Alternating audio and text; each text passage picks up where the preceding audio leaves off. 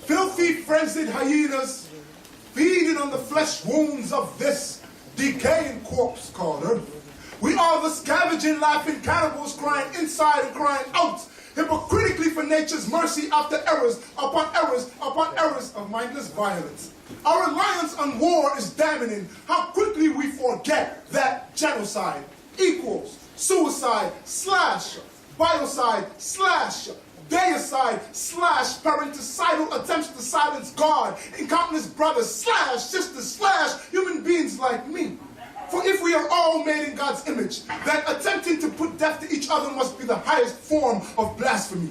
Therefore be careful, lest you deflower me with the thorns from your rosy crowns. Nature reaps hurricanes and sighs cyclones and earthquakes at the sight of God's frown. But for the love of arms, we have armed ourselves in an arms race against man, wasting the earth's natural resources on unnatural means and ends like war. But the world is starving.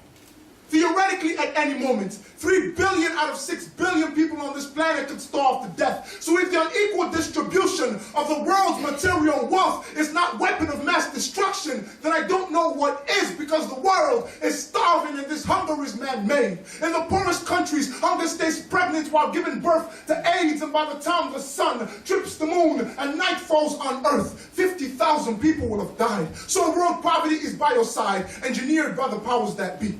But the politics of politicians will have you thinking that it's just an illusion. It's too much money to feed the hungry. You spend no expenses on the military. No doubt the cost of financial bailouts and other areas that help the wealthy are needed to stem economic decline. But if corporations are too big to die, what makes you think that they should live? World poverty is engineered like the strong beef the wealthy eat. World poverty is engineered, but we have been silent for far too long, and now we the dumb, full of the blind, deaf to the trials of mankind, so constipated with power that they don't give a shit about issues like world poverty. It really reminds me of something that Edgar Winters once said, that sometimes it's hard to tell the living from the dead. I read that the proportion of humankind living in poverty has fallen faster in the past 50 years than in the previous 500 years. But we can do better. Come on, we can do better. We have starved our angelic voices for far too long, so let us digest this food for thought and unleash hell on political devils until the powers that be choke on the world's grief, and the pestilence of poverty is impoverished, reducing the debt of the most heavily indebted countries would cost between $5 and $7.5 billion. That is less than the cost of a stuffed bomber. Until the powers that be choke on the world's grief, and the pestilence of poverty is impoverished, helping to improve the economies of the 20 poorest countries is equivalent to the cost of building Euro Disney. Until the powers that be choke on the world's grief, and the pestilence of poverty is impoverished, did you know